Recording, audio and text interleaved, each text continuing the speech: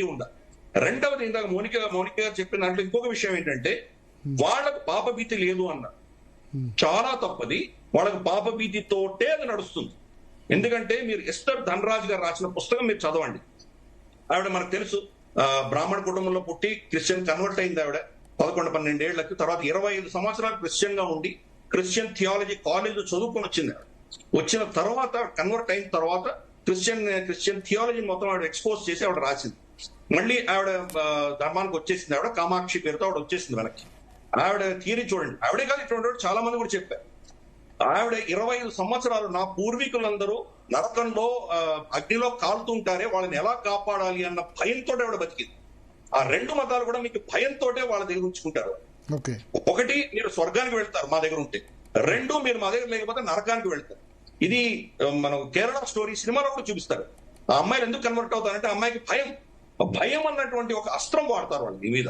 కాబట్టి ఆ మతాల్లో ఉన్నదే రెండు. ఒకటి, మీరు స్వర్గానికి వెళ్తే మీకు ఇవన్నీ వస్తాయి, మీకు మద్యం ఉంటుంది, ఇక్కడ తాగడానికి వీల్లేదు కానీ అక్కడ మద్యం నదులై పారుతూ ఉంటాయి, మీకు 72 మంది కన్యలు దొరుకుతారు, అలాగే మీకు ఎప్పుడు కూడా శాశ్వతంగా మీరు ఎంజాయ్ చేస్తూ ఉండొచ్చు. అది మీరు ముస్లిం కాలేదంటే కనుక మీరు నరకంలో మంటలో కాలుతూనే ఉంటారు. కాబట్టి వాళ్ళని కాపాడడానికి, మంటలో పడకుండా ఉండాలంటే నేను ముస్లిం అవ్వాలి, నేను ముస్లింగా ఉండాలి. ముస్లింగా ఉండాలంటే ఏం చేయాలి? వాళ్ళ 4-5 ప్రిన్సిపల్స్ ఏమున్నాయి అవి చేయాలి. అది దాంట్లో జిహాద్ కూడా ఉంది. కాబట్టి వాళ్ళ మతాన్ని ఫస్ట్ వాళ్ళ ఆలోచన దృక్పథాన్ని అర్థం చేసుకున్నప్పుడే ఇటువంటి ఘటనలు ఎందుకు జరుగుతున్నాయి మనం అర్థం చేసుకోవచ్చు. ఇంకొకటి ఆవిడ చెప్పిందటువంటి ఒక అంశం ఏంటంటే, మనకు ఇది చెప్పారు అండి, దీని వెనకాల రాడికలైజ్డ్ సిస్టమ్ ఉంటుంది. వీళ్ళిద్దరు కూడా తండ్రి కొడుకులు ఇద్దరు కూడా ఫిలిప్పైన్స్ కి వెళ్ళి వచ్చారని తెలుస్తుంది మనకి. నవంబర్ 1st కి వెళ్ళారు, నవంబర్ 28 దాకా అక్కడ ఫిలిప్పైన్స్ లో ఉన్నారు. ఫిలిప్పైన్స్ లో కూడా ఎక్కడ ఉన్నారు వాళ్ళు? మొండియో అని చెప్పేసి వాళ్ళకి ఒక దీవి ఉంది. అక్కడ ముస్లిం మెజారిటీలు ఉంటారు. ముస్లిం మెజారిటీ దీవిలో వాళ్ళు ఆల్మోస్ట్ 4 రోజులు ఉంటారు. వీళ్ళ బ్యాక్గ్రౌండ్, వాళ్ళ ట్రైనింగ్ అంతా కూడా అక్కడ మనకు ఐసిస్ ట్రైనింగ్ తీసుకున్నారో మనకు తెలుస్తుంది. సో రాడికలైజేషన్ అనే దానికి ఎవరో దాన్ని పంప్ చేస్తారు. వ్యక్తిగతంగా ఇంట్లో కూర్చొని రాడికలైజ్ అయ్యేవాళ్ళు ఆల్మోస్ట్ మనకు చాలా తక్కువ లేరని చెప్పాలి.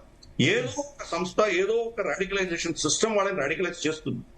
సరే, వాళ్ళు వ్యక్తిగతంగా దాంతో అనుసంధానం అయ్యామని చెప్పుకోకపోవచ్చు, కానీ వాళ్ళ సిస్టమ్ లో భాగంగానే ఇవన్నీ జరుగుతాయి.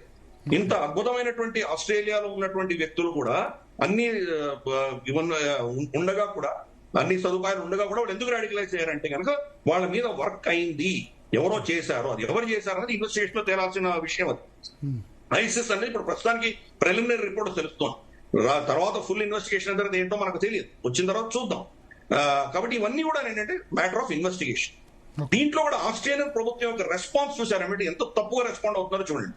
ఇమ్మీడియట్ గా ఆంటోనీ అల్బనీసీ ఏం చెప్తున్నారంటే, గన్ కల్చర్ ని తగ్గించడానికి గన్ కంట్రోల్ ఎక్కువ పెడతామంటారు. మీకు గౌహర్ కౌర్ అని చెప్పేసి ఒక మన లెఫ్టిస్ట్ రాడికలైజ్డ్ ఒక అమ్మాయి, జేఎన్యూ కి సంబంధించినటువంటి అమ్మాయి, మీకు గుర్తుండే ఉంటుంది, ప్లాక్ కార్డ్ పెట్టుకుని అప్పుడు ఆవిడ మనకు దీంట్లో ట్విట్టర్ లో, ఫేస్బుక్ లో ఆవిడ ఒక స్టేట్మెంట్ ఇచ్చింది. Pakistan did not kill my father. ఆవిడ తండ్రి పాకిస్తాన్ దీంతో టెర్రరిజం లో చనిపోయినటువంటి ఒక వీరుడు, మనకు బలిదానం ఇచ్చినటువంటి గొప్ప వ్యక్తి ఆయన కూతురు ఏం చెప్తోంది? Pakistan did not kill my father, bullets did అని చెప్తోంది. మరి ఇప్పుడు గన్ కల్చర్ లో మీరు గన్నులు ఆగినంత మాత్రాన్ని ఈ ఊచకోతలు ఆగిపోతాయా? గన్నుల వెనకాల ఉన్నటువంటి వ్యక్తులు ఎవరు, వాళ్ళ ఆలోచన దృక్పథం ఏంటి, దాన్ని మీరు హ్యాండిల్ చేయనంత వరకు గన్నులు మీరు ఎన్ని రెస్ట్రిక్షన్స్ పెట్టినా దానివల్ల ఏం లాభం లేదు. ఈ రోజు భారతదేశంలో వ్యక్తిగతంగా ఎవరు గన్నులు పెట్టుకోవడానికి వీల్లేదు, కానీ రైట్స్ అయితే కనుక గన్నులు బయటికి ఎలా వస్తున్నాయి? షహీన్ బాగ్ లో చూడండి గన్నులు ఎలా వచ్చాయి. లేదా మనకు శ్రీరాముల వారి మనం ఏదైనా కనుక యాత్ర తీసుకువెళ్తే రాడు రూతున్నారు, అక్కడి నుంచి కాక్టైల్స్ కొడుతున్నారు, గన్నులు షూట్ చేస్తున్నారు. షారుఖ్ అన్న వ్యక్తి అప్పుడు చూసాం కదా మనం, ఆ అల్లర్లలో గన్ను తీసుకొని ఎర్ర టీ షర్ట్ వేసుకున్న వచ్చి ఫైరింగ్ చేస్తున్నది చూసాం. ఎక్కడి నుంచి వచ్చే గన్నులు మరి వాడికి? కాబట్టి మీరు గన్నులు స్టాప్ చేసినంత మాత్రం మీరు స్టాప్ చేయలేదు. సైద్ధాంతికంగా దీన్ని అటాక్ చేయనంత వరకు మీకు ఇదే ప్రాబ్లమ్స్ ఉంటాయి. మీరు ఉన్న క్యాన్సర్ కి మీరు బయట మనకు బ్యాండేజ్లు వేసుకుంటూ వెళ్తే కనుక క్యాన్సర్ ఎలా ట్రీట్ చేస్తారు? లోపల ఆ సమస్యను మీరు అర్థం చేసుకోవాలి.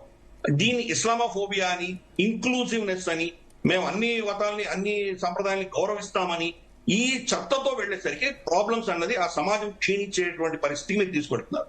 ఈ రోజు యూకేలో చూడండి, పోర్ట్స్ మౌత్ అని చెప్పేసి ఒక ఊర్లో 2000 సంవత్సరాలుగా వాళ్ళ సాంప్రదాయం ఏంటంటే క్రిస్మస్ వస్తే గనక ఇంటి ముందర తలుపు మీద వాళ్ళు ఒక బొకే లాంటిది పెడతారు. దాన్ని రీత్ అందామా బొకే అందామా పూల గుచ్చాలు పెట్టి దాన్ని డెకరేట్ చేసుకుంటారు క్రిస్మస్ కి. ఇప్పుడు ports mouth city council order issue చేసింది, ఈ సంవత్సరం మీరు ఏ ఇంటి ముందర పెట్టడానికి వీలు లేదు, మిమ్మల్ని ఫైన్ చేస్తాము, మిమ్మల్ని అరెస్ట్ చేస్తాము అని బెదిరిస్తున్నారు. మీ ఇంట్లో మీరు డెకరేట్ చేసుకోండి, బయట పెట్టడానికి వీలు లేదు, ఎందుకంటే అక్కడ ఉన్నటువంటి ముస్లింస్ బాధపడతారు కాబట్టి. ఈ తుష్టీకరణ రాజకీయాలు మొదలై స్కూళ్లలో మీ పిల్లలకి పోర్క్ ఇచ్చి పంపించకండి ఈ ఆర్డర్స్ ఇష్యూ చేస్తున్నారు.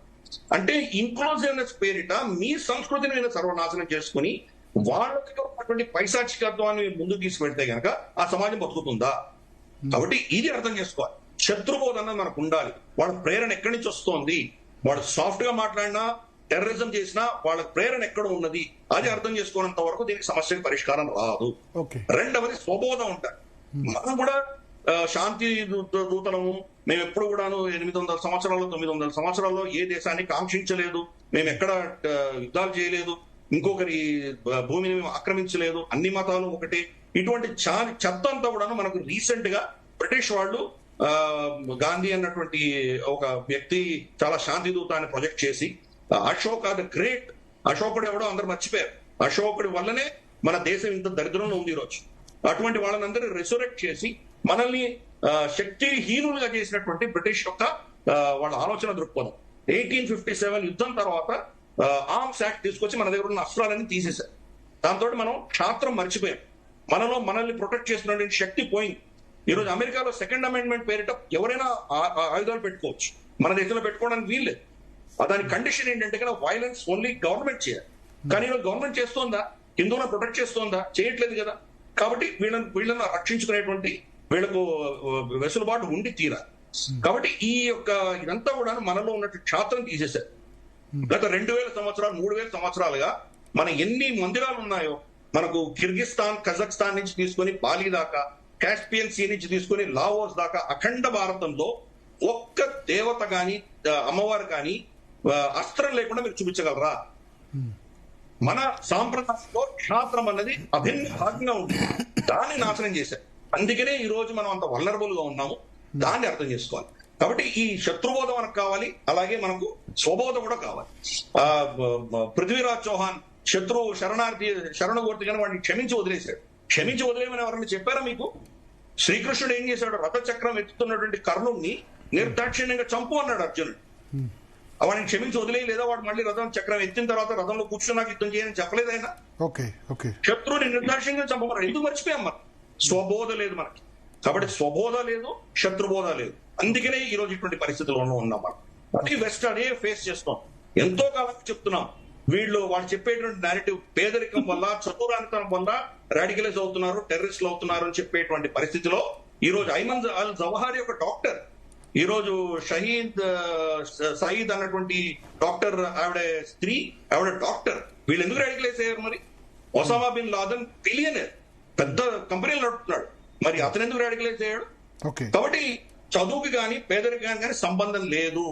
ఆ గ్రంథంలో ఉన్నటువంటి మనకు ఆ గ్రంథం మనకు తెలియదు, కానీ ఆ గ్రంథాన్ని ఇంటర్ప్రిట్ చేస్తున్న వాళ్ళని సీరియస్ గా తీసుకోవాలి. వాళ్ళు ఏ సిద్ధాంత ప్రకారం ఇది చేస్తున్నారో వాళ్ళ యొక్క నేరేటివ్ అనేది మనకు చాలా కృషి. అందుకని పదే చెప్తున్నాను నేను, ఈ యొక్క శక్తులను ఎదుర్కోవాలంటే మనలో క్షాత్రం అంటే అందరూ కత్తులు పట్టుకుని తిరగమని నేను చెప్పట్లేదు. బౌద్ధికంగా కూడా మనం ఎక్కడైనా మాట్లాడదలుచుకున్నా, ఎవరితోనా కౌంటర్ చేయదలుచుకున్నా ఇవి తెలియాలి మనకి.